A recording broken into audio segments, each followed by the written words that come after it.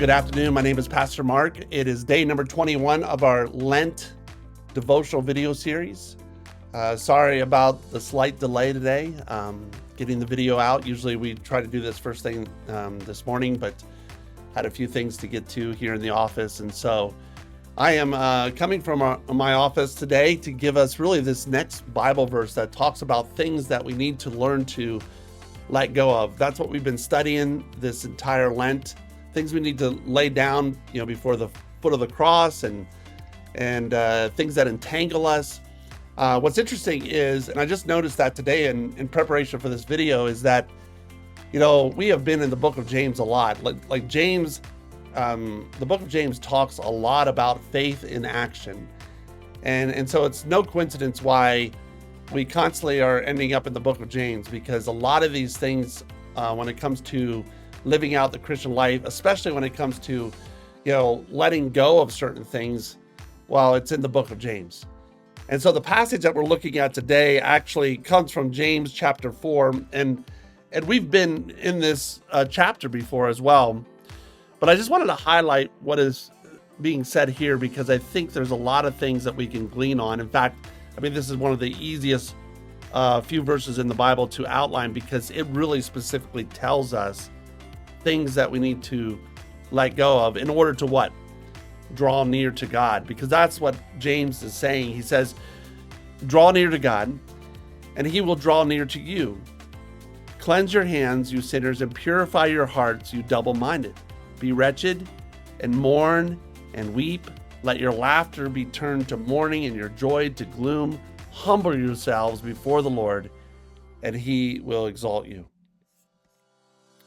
And so I love this this verse here, because it is easy to understand what James is really pointing to when it comes to drawing near to God. Like, what are the things that we need to let go of in order to actually draw near to God? I don't know if you've ever looked at the verse in this way, but there is 4 things that I believe James is highlighting here on, if we want to draw near to God, what are the things that prevents us from doing that? What are the things that we need to let go of in order to draw near to God?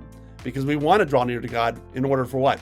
God to draw near to us. And so here's the 4 things that I wrote down. And you may have a few things you want to add from this passage here. But the number 1, the first thing that James says here is how we need to cleanse our hands, which really means to let go of sinful actions. Let go of sinful actions. Because Isaiah chapter 1 verse 16, and this really helps us understand what James is saying. Isaiah chapter 1 verse 16 says, wash yourselves. So again, here's this cleansing, but wash yourselves and make yourselves clean, and remove the evil of your deeds from before my eyes.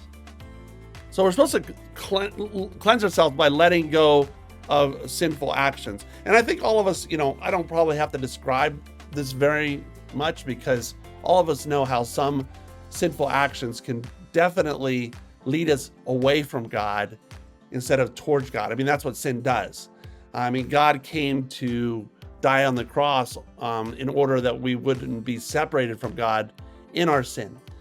And so it's easy to say, here and see what James is saying is by cleansing ourselves, like really taking our sins that we commit seriously. And so each and every day, we should wake up and say, God, please, forgive me of my sins, or, just watch over me as I go through about my day, and just ask for forgiveness of those sins, because it's the sins that cause us to be separated from God. So we can't draw near to God if we are living or reacting in sin.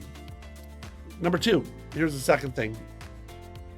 What are some things that we need to let go of personally to draw near to God? Well, James is telling us here in this passage to purify your hearts, which means really essentially to let go of inward corruption.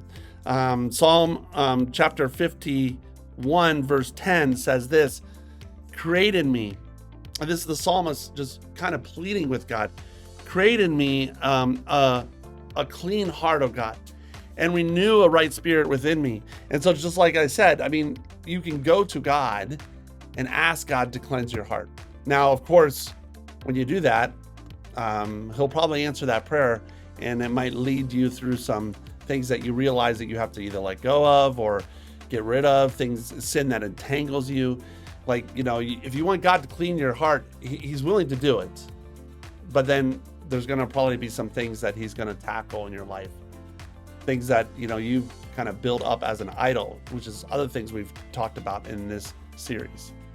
So be prepared when you go to the Lord and say, God, cleanse my heart, because he will, and he wants to, and he really wants to take away those things that are cluttering our hearts, or taking our allegiance away from him towards something else, an idol that we've created. Here's number 3. What are some things that we need to let go of personally to draw near to God? Well, obviously a big one here, and this is what this passage is usually from James always brought up for, is to really talk about how we need to humble ourselves. Humility is key. And the verse that I'm highlighting here is Proverbs chapter 3, verse 34. It says, towards the scorners he is scornful, but towards the humble he gives favor. There is not a better way to draw near to God than through the act of humility. Humility is the best way to draw near to God, because what humility is essentially doing is lowering ourselves.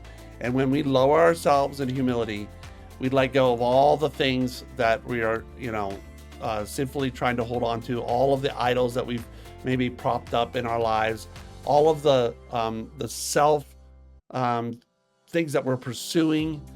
We're setting those aside. We're humbling ourselves before God. And when we humble ourselves, we're essentially, lowering ourselves in order for what? God to be elevated. And that's what that, verse is saying in Proverbs chapter 3, verse 34. Like to the humble, he gives favor. And he's able to give favor because why? You've removed yourself from the equation. And so, James, as he talks about drawing near to God, we cannot draw near to God in pride. I mean, that's one thing that prevents us from drawing near to God, and pride. And it can be the smallest of prides, because there's a fourth thing here. And I think that this is a key one. And maybe we're backing up a little bit, because in this verse from James, these 3 verses, because the last thing he does say is to humble yourselves, but in the middle of all of this, he kind of gives us this comment where he says to be wretched and to mourn and to weep. And what James is wanting us to see here when he says this is not to just be sad. It's not really this idea of being sad. It's this idea of taking all of this seriously. Like, not to be complacent. In fact, the passage that I'm pulling, this idea from is from Joel chapter 2, verses 12 through 13, where God even says, yet even now. And of course, this is, where God's talking to Israel pretty late in the game. They're facing judgment. And he even says, yet even now, because the Lord, return to me with all of your heart, with fasting, with weeping, with mourning, and rend your hearts and not your garments. Just, the garments at that time were pretty significant, because a lot of the Pharisees, they put tassels on their garments in order to show how externally righteous they were. Well, God's not interested in the garments. God's not interested in religion. He's really interested in what's happening in your hearts. And what this passage here is talking about is, we need to be serious in all of this. We just don't, need to say one thing and do another, or say, yes, I believe in God, but then be double-minded, not to take the sin in your life seriously. And see, and that really has its roots in pride. I mean, pride can cause us to kind of build ourselves up, where we think we have all the answers. We think that we know everything. We think we can just speak into the situation with clarity, with boldness, because, I am right.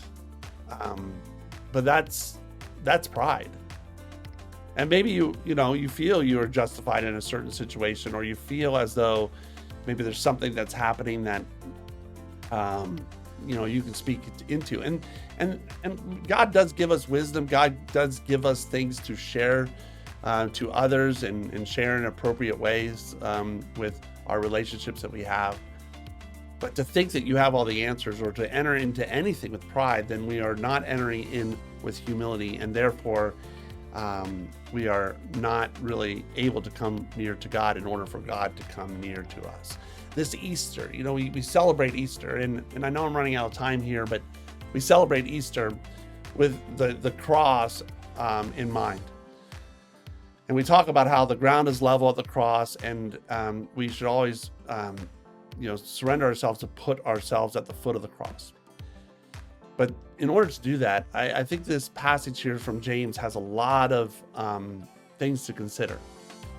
Like in order to draw near to God, we have to be aware of certain things that are just resisting our ability to do that. And we may not even be aware of it, because sometimes pride is such a sneaky thing where it's like, oh yeah, you're justified to think that way, or you're right, or whatever that situation is. And yet you may even have some ability to say that you're right. You have to be careful to where it really builds yourself up to the point where then God can't enter in. Like humility is key to all of this. And so as we even come close to Easter and want to put ourselves at the foot of the cross, I think humility is such a key part of this. And so we need to learn to draw near to God. And what does it take to do that? Well, we talked about some of these things in this passage here this morning. So I hope this was encouraging. I hope this helps you in your growth, your spiritual walk. I hope that you even meditate on what James is saying, and maybe even come up with your own list on what that looks like. What does it mean to you to draw near to God?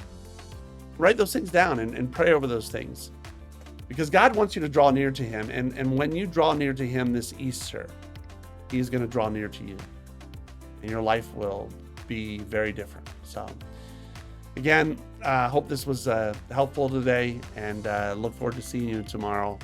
Tomorrow will be Friday, last video of the week. We do it Monday through Friday. Usually I had a snow day earlier this week, but look forward to seeing you tomorrow.